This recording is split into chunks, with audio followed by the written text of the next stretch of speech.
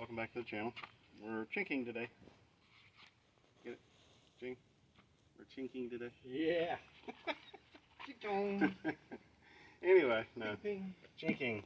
Basically, we're filling in the gaps to make it look more like a log cabin. Come on up here, buddy. So, this is a process we found that works. You'll see the strip that we put back here. What's behind this wall is nothing more than your house wrap and insulation between these gaps. So if you can lower the phone down, I don't know if you can see this board.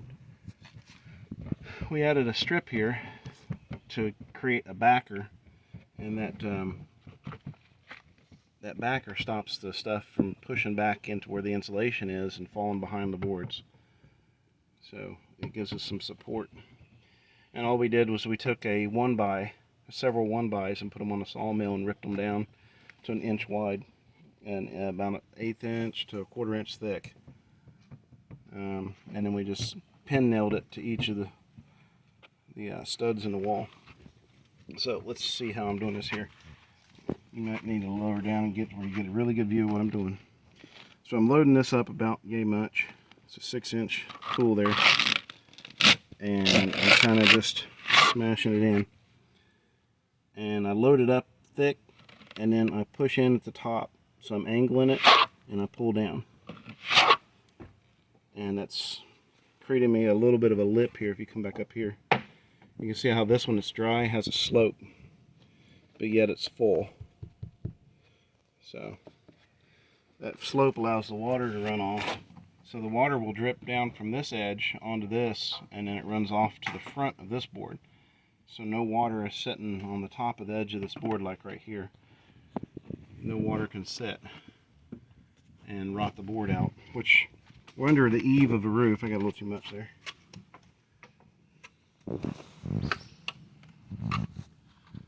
So we'll smash that in. See how full it is. Tilt it in at the top and squish down. All right, now back up a little bit and film me doing a couple more. All right.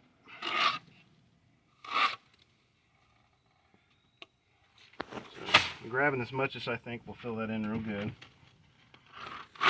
Smashing it in there. And then I'm just tilting it in at the top. Dragging downward while it's still tilted to give it that little bit of a lip. Now you'll find there's a couple of spots here and there where it doesn't quite fill it up. You can come back once this is hardened a little bit, not quite dry. You can come back and fill it in some more. Now what Gene up here is doing, he's adding more strips. So once we move up the wall, we still have more backer. So the math is, this is 24 foot long, and each one of these is about 1/8 or 1 1/8 inch, 1 1/4 deep, and 1.5 inches tall. These slats, or whatever you want to call them, gaps. And one bag, an 80-pound bag, does 2 for 24 foot. So it does about almost 50 feet, one bag. So you can do the math. It's going to take 6 bags per side of the cabin, and at $8 a bag, that's pretty cheap kinking or chinking. Kinking. That was a Freudian slip. So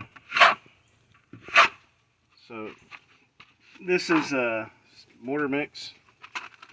This is pre-mixed. It's got the plasticizers and stuff in it, but if you want to mix it yourself, it's 1 part mortar, 3 parts sand. That's the ratio that seems to work here. It does get a little messy, but you can clean it up real easy. Occasionally I run down to see if it actually pushed back in there good, because you can get little gaps underneath. And I try to keep my thing clean here. So we're mixing about 1/2 bag at a time.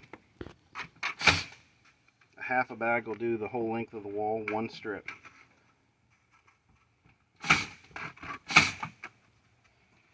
That's about the right amount.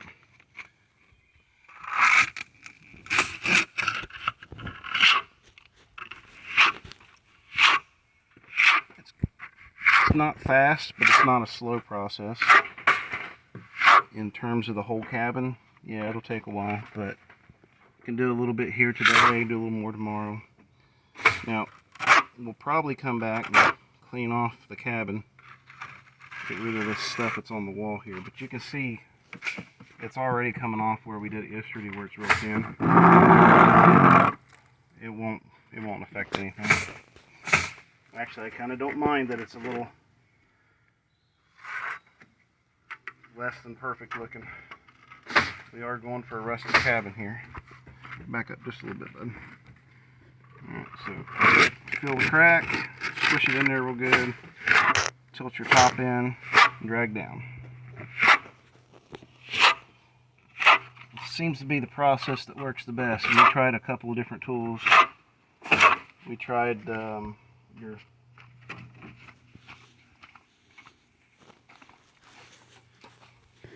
we tried the masonry trowel. Oh, that's another thing too. You'll notice the consistency of the mud is pretty dry. It doesn't slump. That's what you want. If it slumps, see how well it sticks? If it slumps, then it's too wet. And just in case you don't know what slump means, it means it slides off or doesn't hold shape. So that holds shape real good.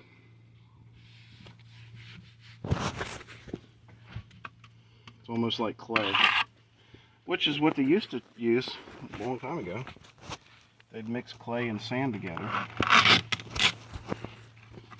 Also, this pre-mix stuff has lime in it, and the lime kind of does a few things. It helps set it. It sets up faster, stronger.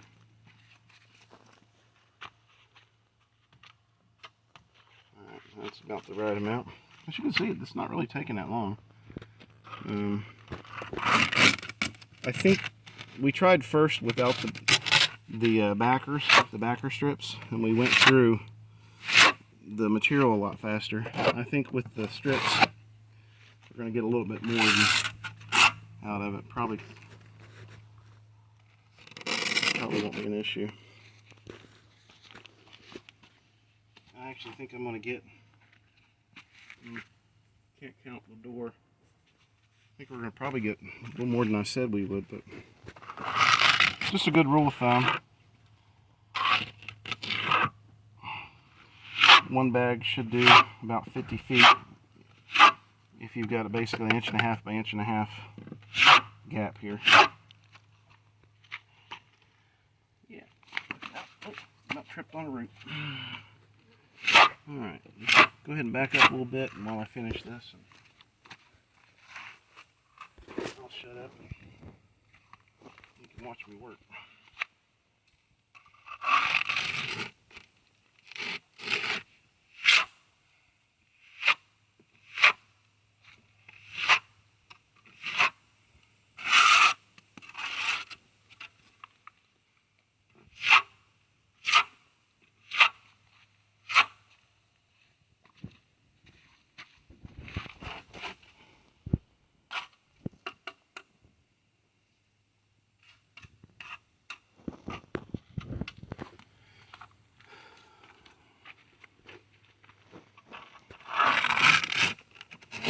Something else we noticed is if you work it too much, it's not a good thing. So just get it to where it looks right and go. As I said, if you look up under here, you can see like a hole or a crack where it didn't go all the way in, and somewhat down here. I can either wait until this dries a good bit and come back and add more, or grab me just a little bit here and smash that in right now. So it pays to go back over your work and look. I found it easier to come back after it gets somewhat dry and do that, because you don't have to work it as much. And it will be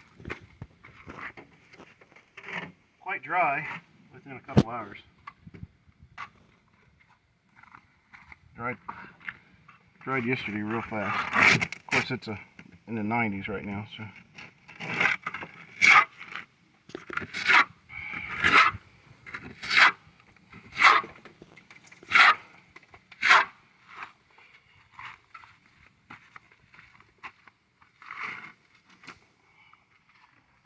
Spot here. I'm distracting myself talking.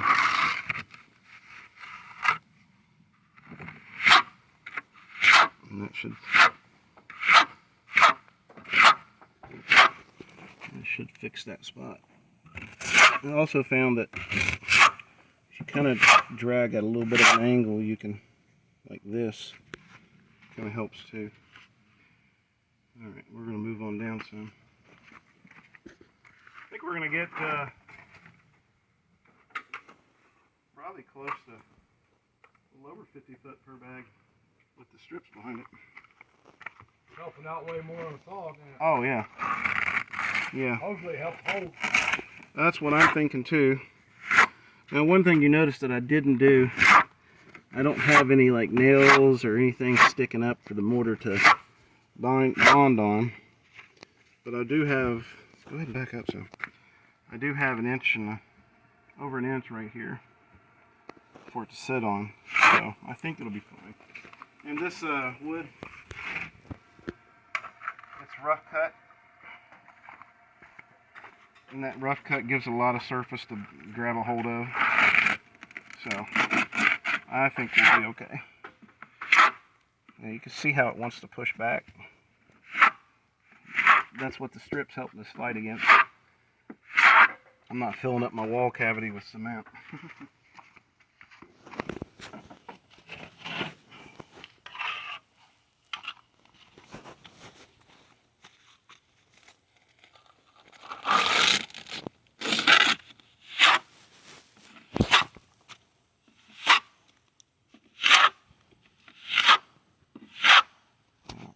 I'm doing, mine's pretty smooth. I've seen a lot of people that'll leave like compression marks and just leave it as is. And if you go down through here, you can kind of see where I did that a little bit, but don't worry about it. It's supposed to be rustic, so you don't have to sit and work it all day to make it pretty.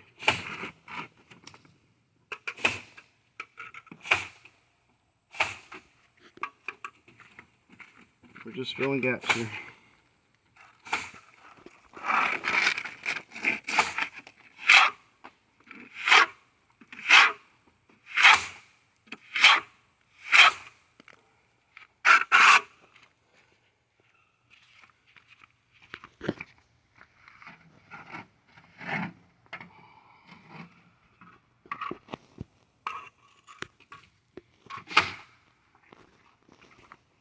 I got too much. So like you got a little end here.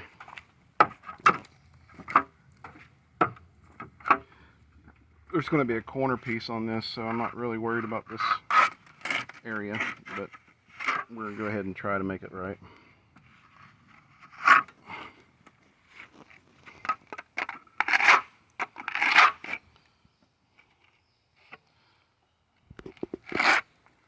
Alright.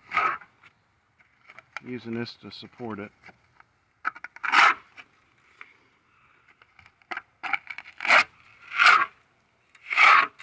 Okay, there's one section. So anyway, just want to kind of show what we're doing. We'll come back and do another video as we get further along. Hey, there's a tick.